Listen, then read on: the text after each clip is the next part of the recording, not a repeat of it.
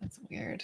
All right. Well, hello. Welcome to today's amazing episode in our Freedom Summit speaker series. I am so pumped because I know today is going to be hilarious when you get two high energy people such as Sebastian Rusk and myself in the same space. It is going to be a hoot. So welcome, Sebastian. Stacey Rasky, what's good? No, this moment right now is good. I agree. Good. I'm a little tangled in my headset. Uh-oh. I swear, if I invent a solution to keep this cord at bay, I'm going to be a bazillionaire. Right? Yeah. Because obviously wireless, as amazing as they are when it comes to, professionals such as our... We're not doing this on live. We're not doing this. Yeah. No, we are not getting hung by our cord. This is correct. Oh, that escalated quickly. I would prefer, I was going to say, nobody's going to die in the making of this video. Yeah. Disclosure. Where's this live at? Where is this? This is live in your group. This is in YouTube, LinkedIn, Facebook. So cool. Yes, we're in 3 Facebook locations. We're Excellent. also live on LinkedIn and on YouTube. So basically all things Stacey Rasky / InFLOWential. So alrighty, let's do it. But first, take a moment to introduce who you are, what you do, the magic you are bringing to the world as the precursor before we get into today's conversation about what you'll be talking about. So my name's Sebastian Rusk. I am a podcaster and digital storyteller, and I help folks go from idea to iTunes in 90 days or less with our proven podcast launch solution here at the Podcast Launch Lab. For the past decade, I've had the privilege of sharing stages, creating content, writing books, and getting my message out of the power of storytelling through podcasting. So that's my story today. That's what I've been up to for the past decade and change here. And I don't see any of that changing in the near future here. So the only thing that's changing is the type of keynotes that I'm delivering, because people that are booking me to speak are actually telling me what to say, which is new for me. And I like it because we're being stretched here. Oh. I'm talking about you, by the way. Oh, touche. Finger pointing at me. Hi, Lori. Thanks for joining us live. Great to see you.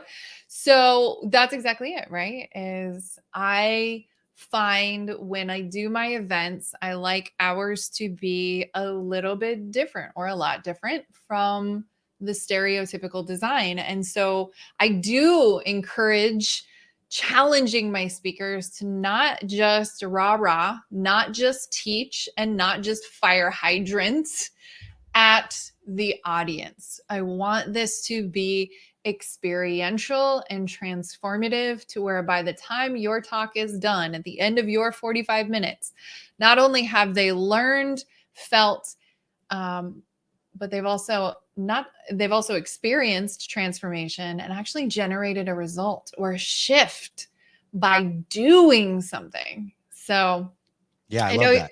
Right? Like I was like, here's what I won't be doing. I won't be getting up there and going, right? Sort of like, it's kind of like, awesome. Yeah, kind of like, sort of like, right. Like if right was a drinking game at these live events, we would be shit-faced by lunch. Yeah. Right? That's just exactly right.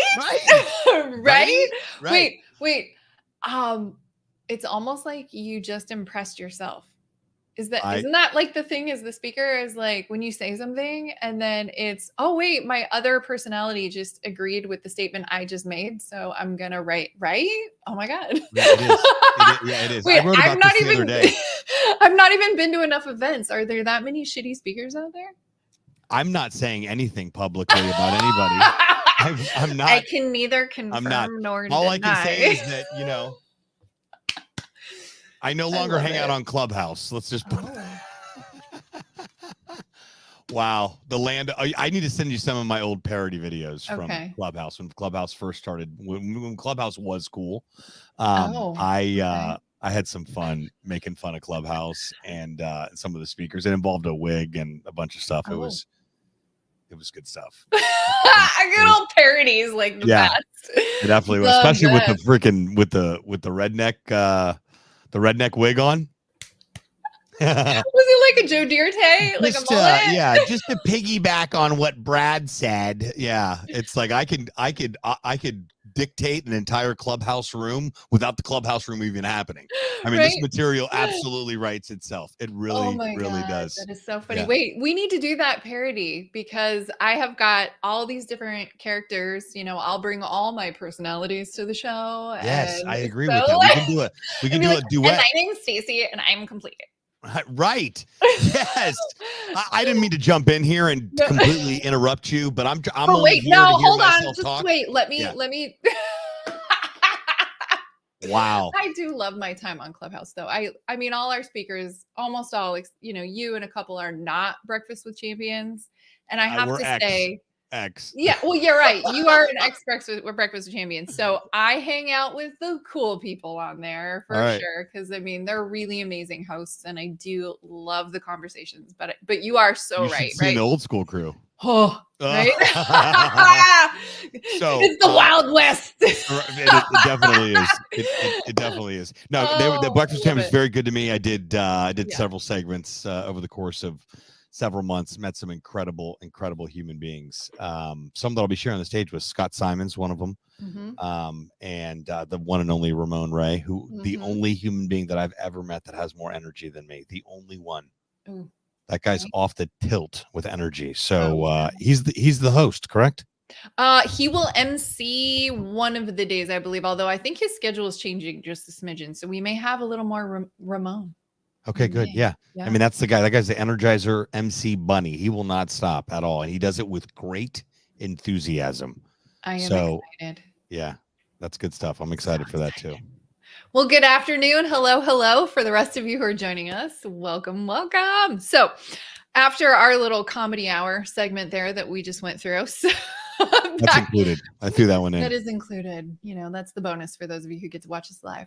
So imagine I just go into a full blown. I just end up doing a full. How long do I have? 30 minutes, 45 minutes? What is it? I just do a 45-minute Netflix special and just completely turn the room on its side. Right. If you can make people laugh and cry through comedy and the talk you're giving, you, my friend, are a professional speaker. I do it all the time. I do it all the time. I make them laugh. I make them cry. That's the idea. I can bring out some super sexy wow. visualing today. Jeff can tell you all about Super Stacy. Poor Jeff. That would be the short bus he was referring to when I talked about the put it into sport mode post that I did the other day. Not sure if you caught that one, but I didn't. I have to go back and check that out. Yeah. I was like, oh, that's a Jeffism, because I was like, put it into sport mode. He's like, how about Sport Plus? I was like, ooh, okay, yeah, you could handle it. He's like, I've handled you for 20 years. And you've been everything from sport mode to short bus with a few flat tires in between. And wow, that's love right there. I lost it. I was like, damn. Right. And you say you love me. Yeah. Yeah. I love the Jeffisms. So good. And then somebody was like, what would happen if we cut off your guys' middle fingers? I was like, we would no longer be able to effectively communicate in our relationship. Right. It's our love language. Yeah. It's our love language.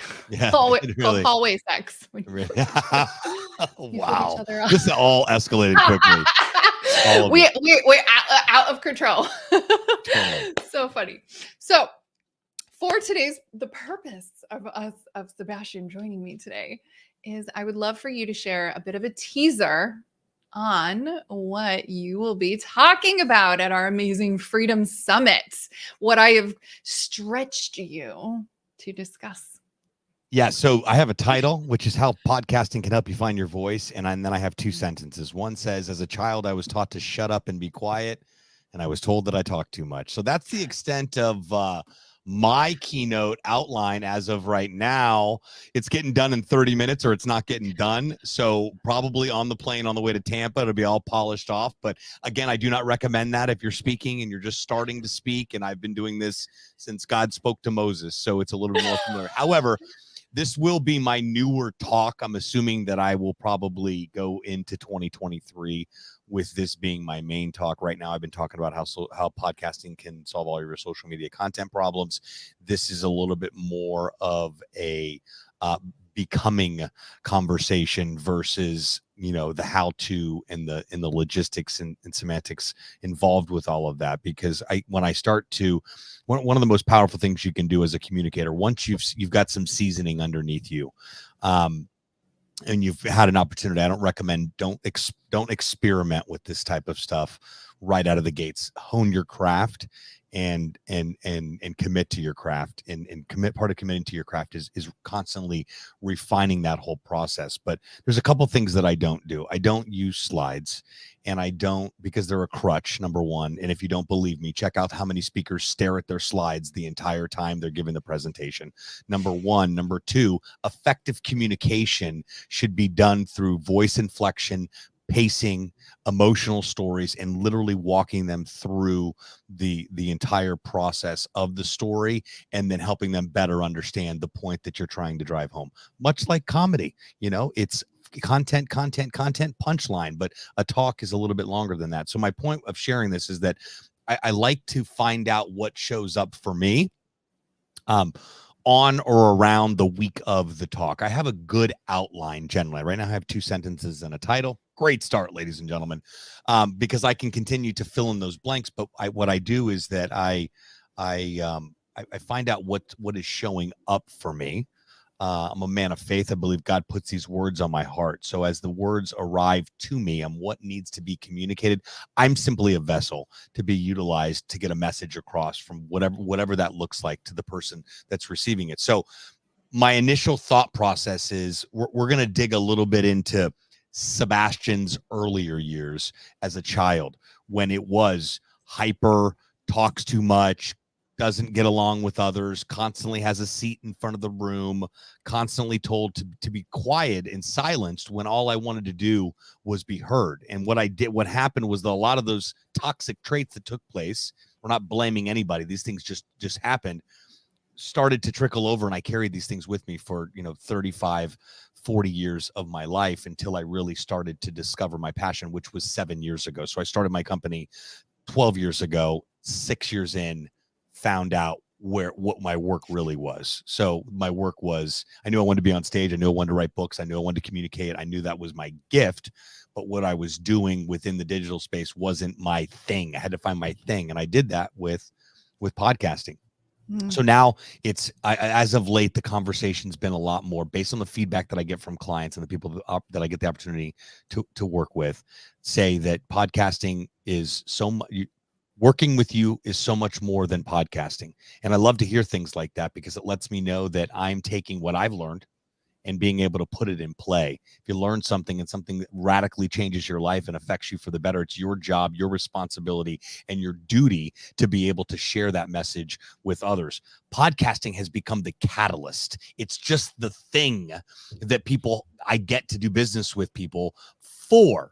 But what happens on the other side of that is the beautiful part of the entire podcasting journey. It's who you get to become and who your business gets to become, because you made a conscious decision to leverage a catalyst like podcasting to take your life, your business, fill in the blank, to the next level. So when we talk about finding our voice, 90% of people do not have their voice. Somewhere along the line, somebody told me, what you do, you can't do that, or that doesn't matter, or nobody's going to like that, or you're not talented enough, or you're not whatever, fill in the blank. That all happened. And we actually believed those people. And then we started to write a narrative according to what we learned from those people, which in turn results in what? No voice, zero. It's easier to just shut up and do as I'm told, because that's what I've always been told to be able to do. But my quick question to that, which was a question that was posed to me some 12 years ago, when I was first getting started, I had lost it all, starting all over again. And I got posed this question. These were my offended days, highly triggered days. So these questions were very difficult. And that question was, Sebastian, what's next for you? And I replied, I don't know.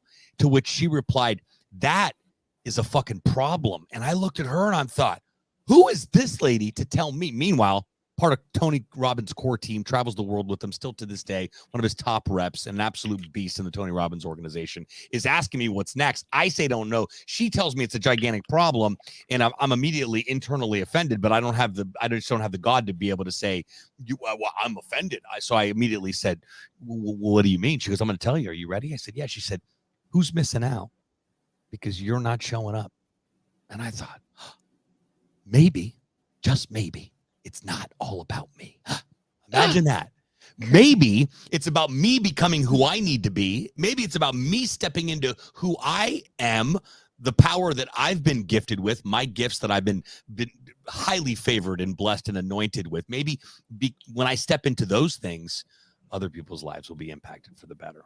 So when we look at finding your voice, it took me a long time to find mine. I found mine in 2008 in Henderson, Nevada, working on a contract deal where I had the opportunity to go facilitate a training. And I came out on that stage and I said, this is it. I'll never forget July 2008 at the M Hotel in Las Vegas, way down off the strip. I'll never forget that place. It's still there to this day. And I said, this is it.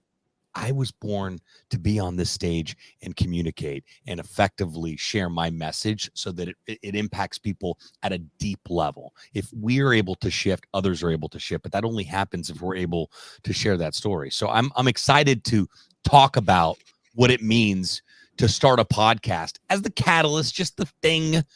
But what's on the other side of that is finding your voice and what's possible with that voice, because we have a voice that needs to be found. Majority of us do. We have a message in there somewhere. We got a story in there somewhere, and we can't tell that story without a voice. See, everything just plays in and works into each other and works all together, works for the combined effort here. And once we find our voice, sharing a message and sharing that story then impacts other people's lives for the better. My dear friend, Andy Henriquez is an absolutely incredible storyteller, gifted speaker, fellow speaker, and just an incredible human being. I don't know if you know Andy or not, but he's an incredible human being. And I'll never forget, I was in one of his clubhouse rooms. He used to host a clubhouse room every Friday afternoon at 2:30. At 1:30. And his whole thing is, tell your story, craft your story, build your brand, build your story, the whole nine. And I'll never forget, I jumped in there one day, and he'd always bring a few of his speaker buddies up, and we'd kind of share in this conversation. But I'll never forget, and I took this and borrowed it from him. I told him I'm going to put that feather in my cap and use it because it was so good. And that was, there is no question that there is a calling on every single one of our lives. No question at all. The only question is, are you going to answer that calling? That's the only question. And if we take it a step further and we go a few layers deeper, that calling on our life, there are people attached to that calling. There are people that have been assigned to us as part of that calling. And we are grossly negligent to not adhere to that call. And knowing, do we want to be that petty and selfish to be able to say, well, because I'm too scared to do fill in the blank, I'm not going to use my voice. I'm not going to answer the call in my life. I don't know about you, Stace. We're just passing through here. We are a mere vapor and nothing is guaranteed. So we've got an opportunity to do something right now. It's never been easier. It's never been more exciting and accessible than right now. Yet people just don't understand. And I have these conversations on a daily basis. I just don't know why I can't figure X out. And I say, well, chances are it's all your fault. So accountability, ownership in life, humbling ourselves to realize that we don't know anything and that we are all just figuring it out. That was one of the biggest pieces of freedom that I was able to receive from parenthood. Was that I was able to raise my daughter on my own for 18 years, got her off to college, and now I'm an empty nester that nobody needs home for dinner. That's another conversation. But when I admitted that I just don't know shit, and I'm just making it up every day, and I'm just trying to do the best I could possibly do, it showed my daughter that this guy's human. He's dad, but he's also Sebastian, and he's a human being that's just figuring out, that has an opportunity to do that. And I did. And I was so resistant to it all. I was the most resistant human being to healing and leaning in, but I knew there was more. It was like, I know there's more. I got to become a better person. I don't know that I love myself. I'm very angry. I yell and scream at people. I mean, I don't know that I can really take my business and life to the next level by doing that. Those are all not ways of being that are lucrative to a successful business, but more importantly, being a good human being. Being somebody that somebody wants to be around, being somebody that's not constantly apologizing. And until I was willing to do the work, until I was willing to go in to get out, none of it changed. On the back of being willing to go do all of that and saying, I'm going to figure out this self-love thing. I'm going to figure out this accountability thing. I'm going to stop blaming dad. I'm going to stop blaming stepmom. I'm going to call him. I'm going to say, I got my power back. And I'm sorry I blamed you for 43 years. I love you. The end. Not because. I firmly believe that true forgiveness is waiving the right to ever bring it up again. Ever. Yeah. And that's a tough conversation for some people. You don't know what Jake did to me. No, I don't. And it's extremely unfortunate. But it doesn't define who you are right now, where you're going, and the impact that you can make. So I'm going to be talking. I'm bringing the thunder. The thunder. I'm going to make some people cry. And I think that's the first time I've ever done that on stage. So, and the idea is to make you cry so it hits home. I know your events make people cry because I've gotten text messages from people at your event. Really? So, yeah. Oh my God. Yeah. This bitch is making me cry. Yeah, right. Right. You want to cry? Go to Stacey's event. But hey, listen, we've got to. But we got to create breakthroughs, right? We've got to feel the shit we've been avoiding. We're desperate for it. Yeah, we've got to be present with for answers. Correct. That's the and clarity. It's uncomfortable. And but the more we stay committed to this work and the more that we show up every single day, the more opportunities we have for people, get this, for people to make a drastic impact in their own life because of the way we show up. And that was mind-blowing to me. We heal, those around us heal. We heal, the world heals. And that doesn't click for a lot of people because I think it's got to be a direct result. Listen, healing isn't always I'm sorry. Healing is I love myself enough to show up as the best version of myself and work through whatever I got to work through because I care about not only myself, but those around me too. And when other people start to shift, the phone calls I've fielded, the conversations and things that have been healed and mended that I should have been responsible for healing is mind blowing to me. And once you get a taste of that, it's crazy. It really, really is. And I think that not everyone chooses this path. It's a very, very, very, very narrow path. But I'm committed to it for the rest of my life. I know that because I tell myself that every single day as I crank my shower on ice cold water at the end. I say I'm committed to the work. Some days I have to say, great, what does that work look like? And that work and that work looks like doing it when you don't, showing up when you don't want to, loving yourself when you don't want to, realizing that, it always works out, usually for the most part. So how to find your voice by starting a podcast, how starting a podcast can help you find your voice. I'm working that out, but that's going to be the preface of where it's at. The podcasting stuff's going to be we're definitely not doing a how-to on how to start a podcast. We're not covering any of that stuff. If you want that, I'd gladly get you a copy of my book and send you to my YouTube channel. But we're going to talk about how life applies to what we're doing here with the world of podcasting, the work that I've been gifted to do, that I get to do every day. I love that. Well, and that's the thing, though. I think you hit on such a powerful point with regard to the inner work, and it is hard work. And yet, if you think about the struggle and suffer and making shit way harder cycles that most of us continue to perpetuate repeatedly throughout our lifetime when we avoid doing the inner work. Yeah.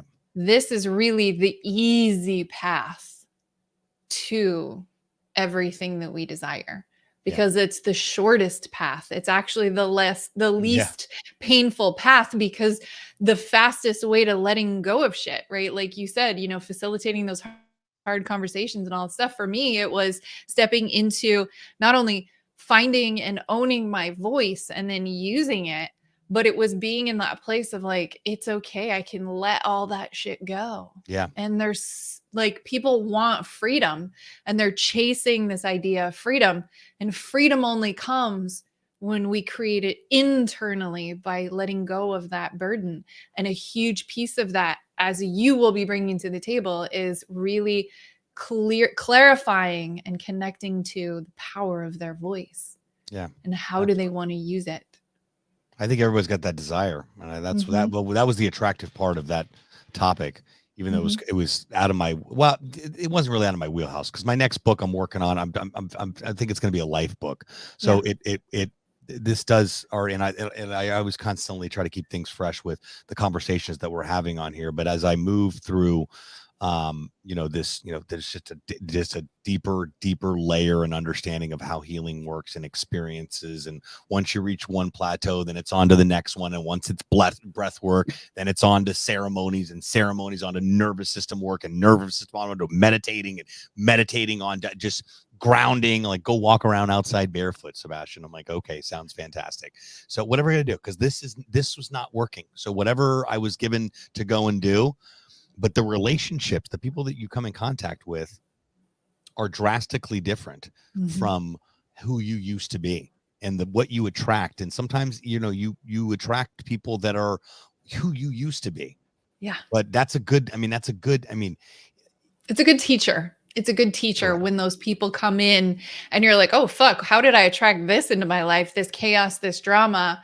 And I've gotten to a place where immediately I recognize and learn the lesson.